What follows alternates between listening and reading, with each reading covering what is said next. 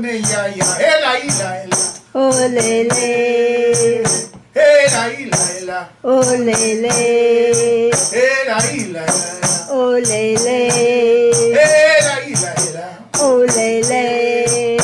Olele di chichi yoru marinheiro.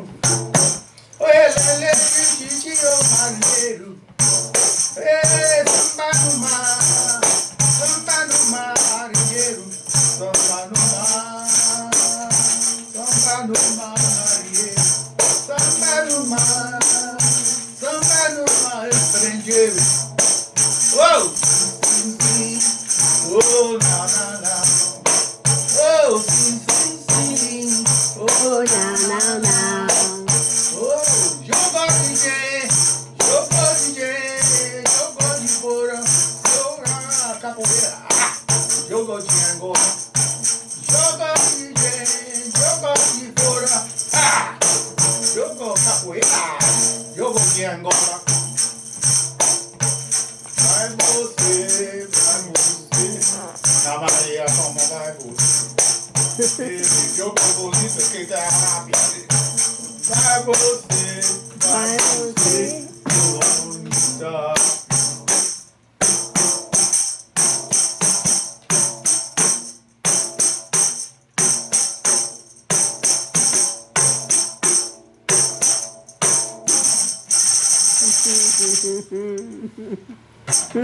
Are we ready to stop? Yeah, we started. I love it when you sing the Capoeira song. I like I'm Mario. beginning to lose track of some of them because you know I'm not doing an active thing with a group of people. Well, you need to teach your wife. Well, I enjoy it with you, you know, but you need to have a group because we're just having fun, you know. I want to have fun. Yes. I like Mario. Jogo DJ. The song is okay. Jogo DJ. Jojo DJ. Jogo de fora. Jojo de fora. Jogo capoeira. Jojo Capoeira. Jogo de Angola. Jojo. Jogo de Angola. Jojo de The song Angola. is play. Jogo DJ, play close. Jogo de fora, play far. Jogo capoeira. Jogo de Angola. Jogo DJ, jogo de fora. Jogo capoeira. Jogo de Angola. Jogo DJ, jogo de fora. Jogo capoeira. Jogo de Angola. Jogo DJ, jogo de fora. Jogo capoeira. Jogo de Angola. Whoa! Yeah, Now we go to Shackles Across Time. Yes, please. Yes, please. Shackles Across Time. Can you show me the book cover, please? This is the book called Shackles Across Time, and you, my dear, must remember doing the artwork that goes on the front cover. This is so.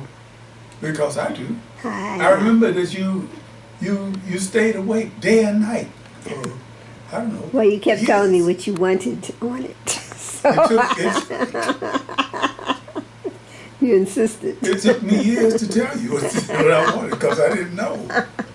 But you came up with something really marvelous with the clock ticking and the colonial and the time bomb rags that yes. hung over all these African countries. Yes, yes. So that time bomb. Well, so that's it. This is it. I'm looking forward to. Okay, just for a little bit of backstory for those who have who went to sleep during the course of the second reading.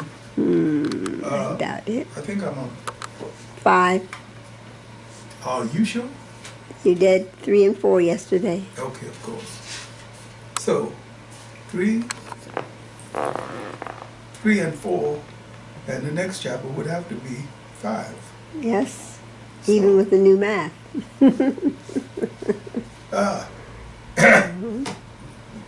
I have an opportunity to explain something here that I might not ordinarily have the opportunity to explain, and that is that I'm taking the liberty of doing something like little movie screen cuts from place to place In this instance, I've introduced 3 families who have 3 children. Let's keep that in mind. 3 children who have some mental problems. Each of the families have a third child with problems. But let's save that till later because that's coming out of what develops. Why is it that the third child in each one of these families has this particular ailment or a particular ailment? The first one is a girl who has schizophrenia. The second one is a girl who has nymphomania. The third one is a young man who has hydrocephalic qualities and has flippers for hands and looks somewhat like a seal. Very nice boy, but somewhat grotesque. And these families have been invited to this family reunion being organized by Robert Quinn of Quinn Products and Company. And we suddenly go from there to a book that was written by a man named Chester L. Simmons. The book is called Odie, and in some kind of way, the thing of what happens in these families occurs in his book, except that he doesn't know them yet. He will get to know them. The book that he's reading from, is called Odie, O-R-I. Odie is a Yoruba term that has to do with your karma, your sense of being, your aura. The saying is that for each of us who is born, there's a breath of air waiting for us to take when we first come into life. And based on many different kinds of circumstances, that breath is what you will retain for the rest of your life in different forms, so that as you grow and you develop this energy, this Odie, you can wind up becoming either a genius or an idiot. I mean, for example, I don't want to name any obvious people, but it seems to me that a person was doing cheerleading at a plague event. That person might be considered an idiot. Okay, now.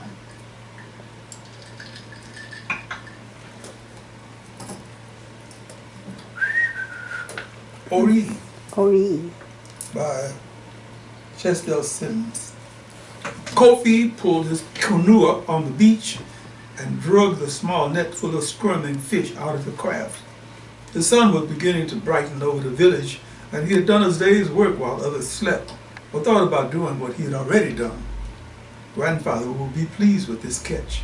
He took note of the number of fish his people call those that are sweet to the tongue. Yes, grandfather will be pleased. Other fishermen were coming ashore up and down the beach. The village was waking up. The distant thump of women pounding fufu was beginning. Blessings of the ancestors upon you, Kofi. And blessings are also upon you, father. Blessings, Kofi. Blessing, auntie. In some traditional societies, all children are all children, all fathers are all fathers, and all aunts and so forth. Take the village to raise. Yeah, you take the village to raise a child. Ah, Kofi, you have already been fishing. Last night before we left for sleep, I told you I would be going fishing early. Early, huh? How early is early? Early is the time before the sun pushes the moon out of the sky. Yes, this is early. Let me see what you caught. Kofi dumped the fish from his shoulders, pleased to show his good friend Kwame his catch. I'm using these names throughout to denote a relationship. As you know, Kofi and Kwame also are sons of the Quins. Kwame plowed his hands through the squirming fish 3 times, closely studying the various kinds of fish, and announced, your grandfather will be pleased with these that are sweet to his tongue. Kofi tried to hold his pride in. He didn't want to make his friend feel bad. Tomorrow, before the sun pushes the moon away, we will go fishing. Thank you, Kofi. I will leave for sleep early to be with you. Blessings, blessings.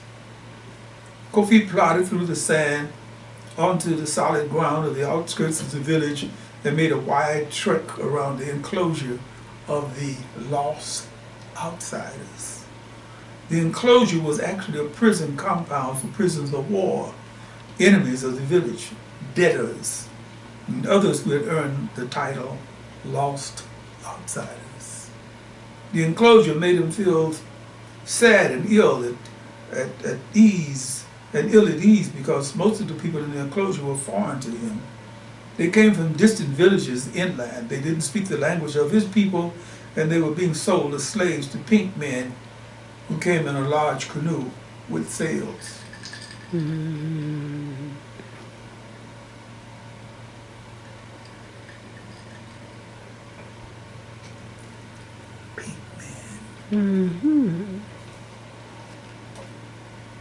He didn't really know what to think of the whole thing.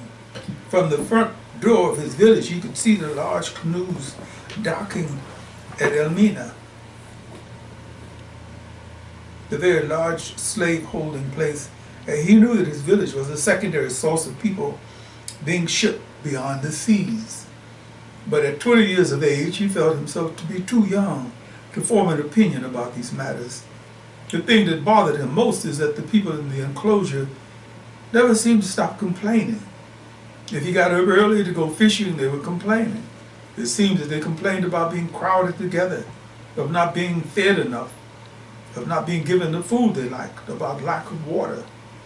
If they shared a language with the other lost outsiders, they sang their compliments, they sang their complaints in their language, in that language.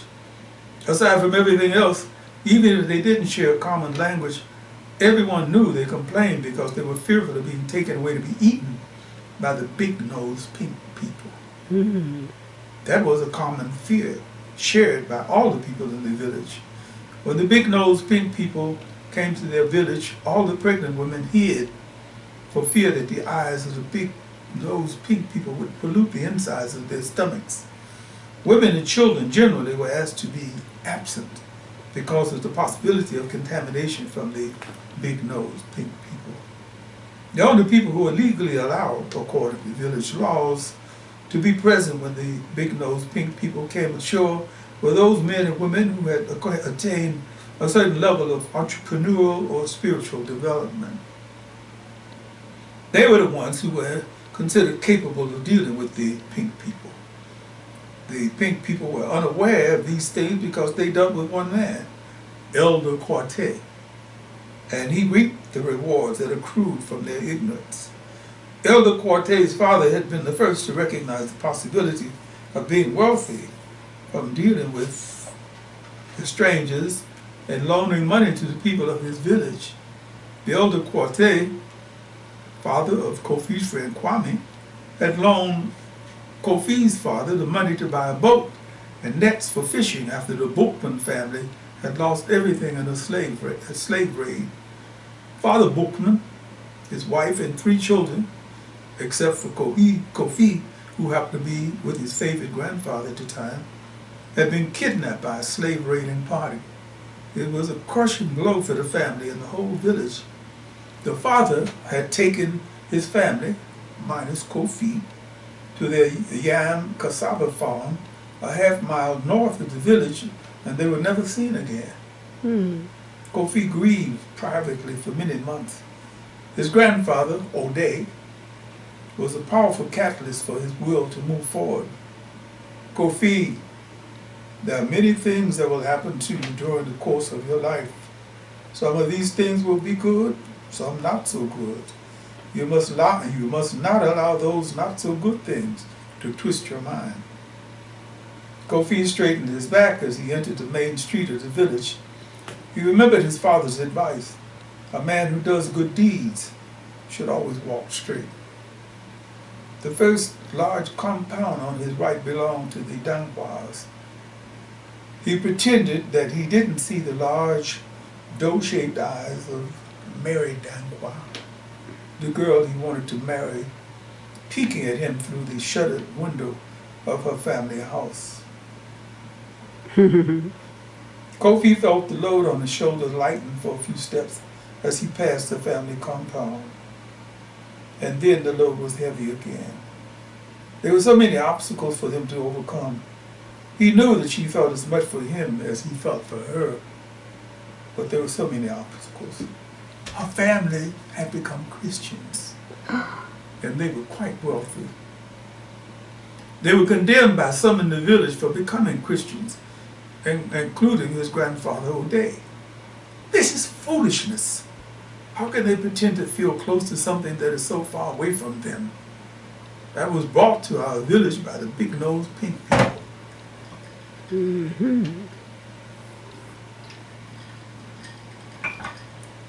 Grandfather knows something. No, the Dankwas were not considered sensible people by many, but the ruler of the 9 villages was a fair man and prohibited anyone from behaving badly towards them. It wouldn't be right to persecute them because they have chosen to worship in a different way. If we do not persecute the bringers of this teaching, how can we justify persecuting the converts? The ruler of the 9 villages was considered one of the wisest men in their land, and his words were taken very seriously. The Dankwas were not persecuted, but they were not as well thought of as they had been before they converted. Kofi was not concerned about religious feelings. He was afflicted by the sickness that makes men dream. He was afflicted by the sickness that makes men dream. Her name was Mary Dankwa, and he wanted her to become his first wife. He had spoken to his grandfather often about his desire to have Mary Dankwa as his first wife. But you understand, my grandson, the teachings of their religion prohibit them from being married to a man who needs more than one wife. Then perhaps I may be satisfied to have only one wife, no matter how difficult it will be. Foolishness! The old man had many reservations about his grandson's sickness, but he wanted to see happiness in his life, so he accepted the mission of negotiating with the head of the Dankwa family. Kofi walked past the largest home in their village, the compound of Elder Quartet, slave trader. He felt the breath tighten in his chest. Old man, you and your grandson owe me many cowries. Your son borrowed from me. I want payment before the next full moon. The end of the next full moon was 3 times past. And Kofi was well aware of the danger he and his grandfather faced. Legally, according to the laws of the 9 villages, they could be required to work for the elder quartet until their family debt was paid, or they could be sold to repay the debt, or, since the canoe of the big-nosed pink people sometimes paused at their village before moving on to Elmina, they could be sold in the same fashion that the lost outsiders were sold. Kofi felt a heavier burden than the weight of the net full of fish on his shoulders. It was his responsibility to repay his father's debt because his grandfather was past the age of heavy labor. We will be able to repay him when I harvest the crop from our farm at the end of this moon. A smile covered his mouth as he came within sight of his grandfather squatting under the council tree near their compound. He looked so much at ease. Blessings, grandfather. Blessing to you also. Soon I will be with our ancestors, and I won't have to say those words. The handsome young man and his wrinkled, almost toothless grandfather exchanged big smiles. The old man's humor, as usual, was realistic to the point. The fishing was good this morning. The old man, not wanting to use a lot of words, gestured for Kofi to spread the catch out in front of him. He did so and took great pleasure seeing the old man's mouth form the words, "Ah, those are sweet to the tongue." After his grandfather nodded his approval of the catch, Kofi took the netted fish inside their small compound and shook them onto a large woven mat. He spread them evenly, drying them before smoking. After spreading the fish, he washed his hands and joined his grandfather for a breakfast of kinky and smoked fish. Mm. Kinky and smoked fish. Wish I had some. With some shita. Ah, yes, the shita. It's so good. It's so good. After spreading the fish, he washed his hands and joined his grandfather for breakfast of kinky and smoked fish. And shita. The two of them squatted around the small fire in their compound and ate, not exchanging words until the meal was finished. Kofi brought water in a large earthenware bowl for them to wash their kinky, sticky hands. Kofi? Yes, grandfather? I have spoken with the father of the one who causes you to have milky dreams. Kofi knelt in front of his grandfather, eyes downcast, anxious to hear the news, but outwardly calm. The father looks favorably upon you. Kofi nodded, concealing his excitement. But he is an honest man, and he made it clear to me that you are not the only man in the village interested in marrying his youngest daughter. I'm aware, grandfather. Are you aware that the trader Quartet is also having dreams? Kofi felt a cold shiver grip his heart. He knew that the son of Elder Quartet, his friend Kwame, felt drawn to May Dankwa's beauty, but he wasn't aware of the father's interests. I must tell you honestly that the father favors the trader. Kofi's chest tightened from the feeling inside. But the girl favors you. Now, because of their involvement with the new religion, they are offering the girl the opportunity to choose a husband. I do not understand such foolishness. The old man sputtered under his breath, trying to conceal his pleasure at being able to convey such good news. I thank you, grandfather. Thank me by frying those that are sweet to the tongue. Kofi couldn't resist the smile that erupted into a laugh. I promise you that those that are sweet to the tongue will be even sweeter this evening, grandfather. We shall see what we shall see. The big canoe with wings is here. The big canoe with wings is here. The announcement was shouted from one end of the village to the other. It was an announcement that served to notify that pregnant women remained secluded, and for those who had a reason to see the sight of the visitors on the beach to be there. Kofi's grandfather stood with the aid of a well-carved walking stick and gestured for Kofi to accompany him. Come, let us take a look at the big-nosed pink people. They are interesting to watch. They strolled together, the old man resting his right hand on his grandson's shoulder. By the time they arrived at the beach, the trader Quartet had already had a low table with 4 stools set up on a level space. Trader Quartet grunted a greeting to the grandfather. It would have been impolite not to greet him, and frowned at Kofi's presence. The lost outsiders in their compound 50 yards away were silent as they peered intently through the bamboo slats of the enclosure.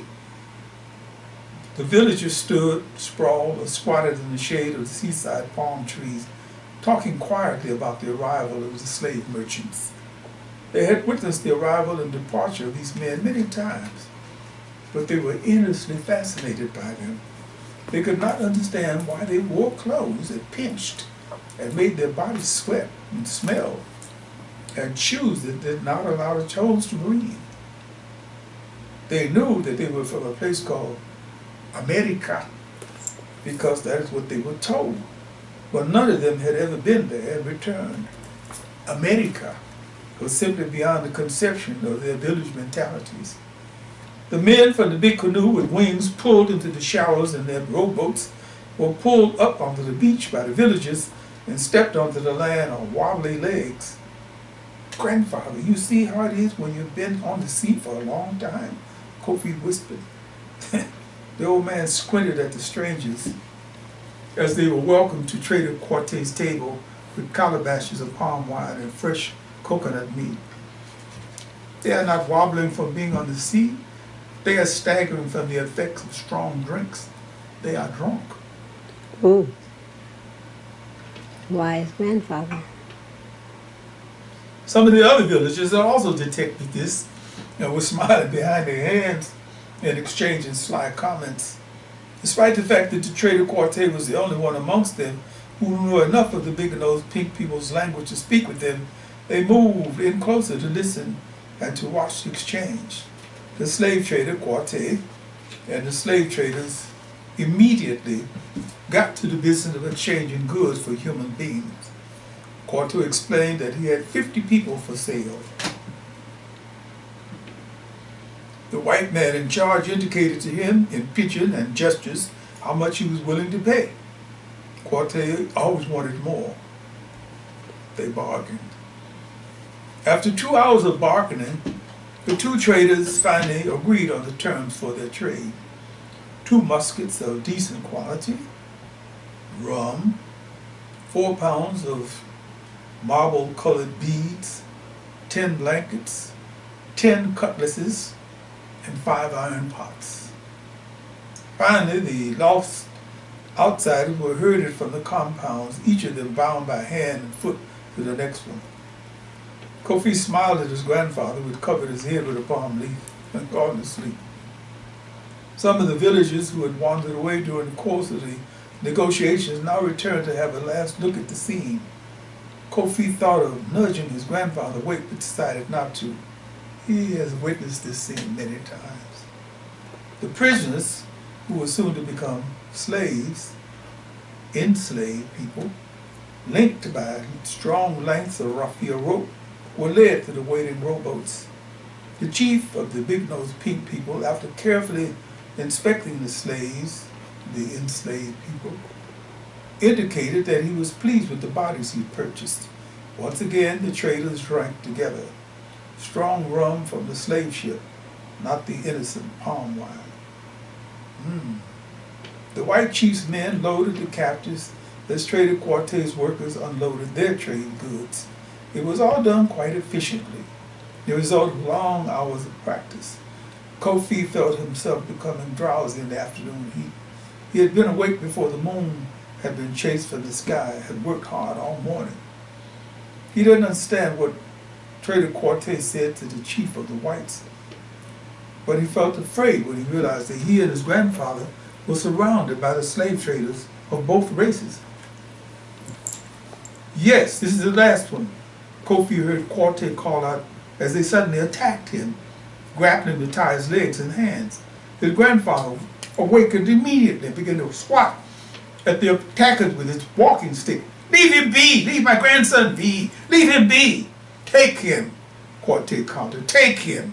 His family death is 3 months past, and I cannot wait to be repaid any longer." The old man was breast aside as the attacker subdued Kofi. The word spread rapidly through the village.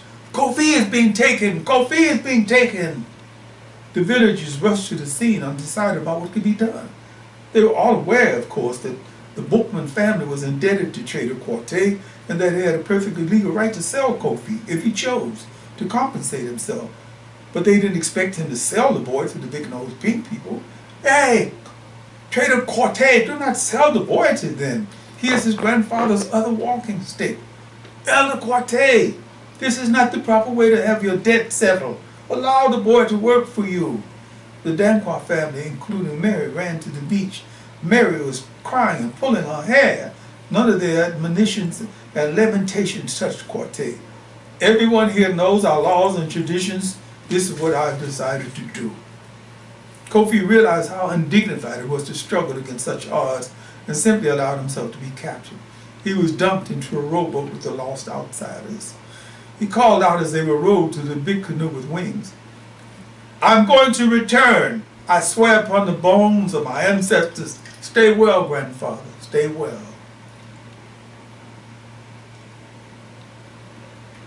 And he waved shyly in Mary's direction with his hands tied. I swear upon the bones of my ancestors, I'm going to return. Some of the people on shore began to wail their lamentation for those who are away. It seemed like a dream. How could such a thing be happening? The people of this village were not sold to outsiders. The people from the inland villages were reserved for sale to the big-nosed pink people, which is why they were called lost outsiders. It did not seem proper, and many people cried. They had to prevent Mary from running into the surf and trying to swim after the rowboat carrying her husband to be away. Suddenly the beach was hurricane quiet, except for Mary's wailing, the sound of grown men crying, and the wavy velvet of the surf rushing onto the beach. Grandfather Odie, Kofi's father's father, stabbed his cane at Trader Quarte's testicles, his heart, his head, and pronounced a curse that would affect future generations of Quarte's descendants. Kofi took careful note of each procedure that took place as he was taken aboard the slave ship Clotilde. He didn't understand what the letters meant, but he burned the shapes into his mind. He found himself to begin to relate to the lost outsiders. It was a strange, new feeling. In the space of a few short hours, he had become one of them. They spoke languages that were different, but there was a simple connection of food, water, and the desire to be freed of their bondage that united them. He suddenly understood things that no one had to explain to him. The canoe with wings seemed to be sweeping across the waves that had traveled a short distance up the coast to Almena. He didn't feel as horrified, scared, and ill at ease as the others who were crushed together with him below deck. He knew from long experience of watching it happen that the Clotilde was now going to stop at the main slave warehouse called Almena to unload the rum, guns, beads, and miscellaneous things they used to buy human beings. The trading, palabra, drinking would take days. He made a careful study of the people sloshing around in their own body wastes. We've only been inside this horrible canoe for a short time, and it's already filthy. What will happen when 300, 400 people are squeezed into this space? Kofi had his answer 3 days later, when 400 people had struggled to survive in a space designed to accommodate 150. Kofi had begun to find common root words with the lost outsiders. The additions were using languages that had no meaning for him, but he searched for common threads. Remember, my grandson, in any unfamiliar place, cast about for familiar things.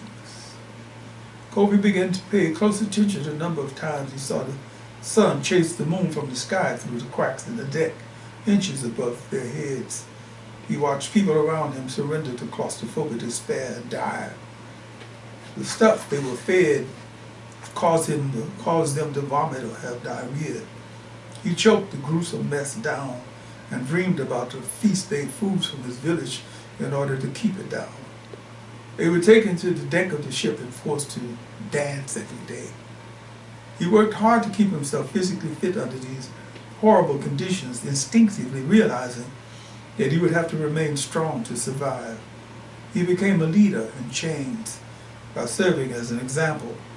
He gave some of his food to the weaker ones and offered good advice and counseling to the weak-hearted. Stay strong. Remember, the journey through life was not always easy. The chief of the big-nosed pink people took note of him. Keep a weather eye on that one. He shows a bit too much spunk for my taste.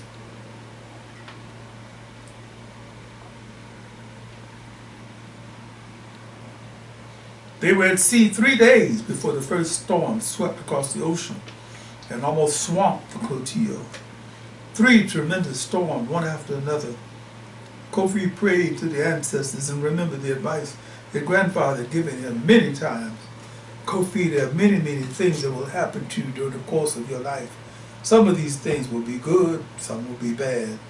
You must not allow those differences to turn you around. After the storms and the driving rains that soaked through every pore of their bodies, there was the bitter heat of the sun. Kofi joined the protesting moans that swept through their ranks. He knew he wasn't dead, but he didn't feel alive anymore. The close spaces they occupied, sloshing back and forth on their own body wastes, made him feel like one of the fish he used to capture in his nets. He had heard rumors all of his life about the place where the lost outsiders were taken, and now he was being taken there. Where is this place? What is it? How long does it take to get there? What would happen to us after we get there? The captors were beginning to communicate, to use pantomime and words to convey their thoughts. Some thought they were being taken away to be eaten. If so, Kofi argued, then why are they feeding us so badly? Animals that are going to be eaten are fed well, so that the meat will be fleshy and sweet. Some thought they were being taken to the other side of the world to be workers in the fields. Most of them didn't know what to think. They had only one great desire, and that was to be free and back in their own land.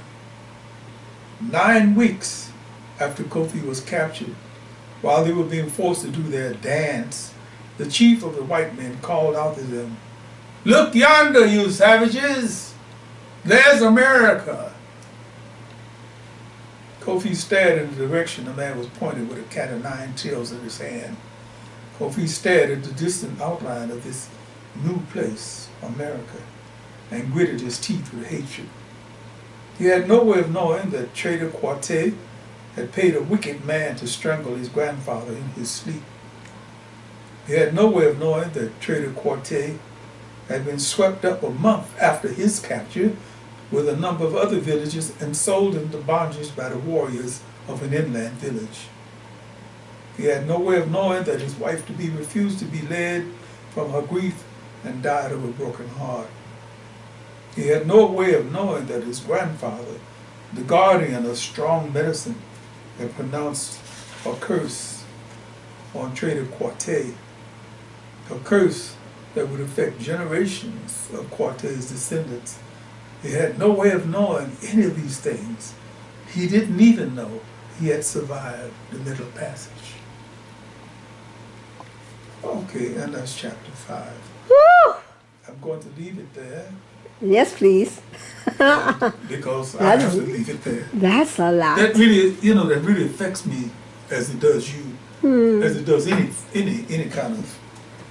person who was sensitive to human feelings. To think that you would be transported in the hold of a ship. I was talking to a friend of mine whose parents are German Jewish immigrants, and several people. I knew an Italian guy, immigrant. He was talking about how they came across from Europe in steerage of a boat. Steerage of a boat. Yes. I didn't want to claim up as like, we had the worst and worst. But I asked him to think, what do you think would be the difference of people coming across in the steerage of a boat, dressed, I guess, somewhat warm, being fed edible food and so forth and so on.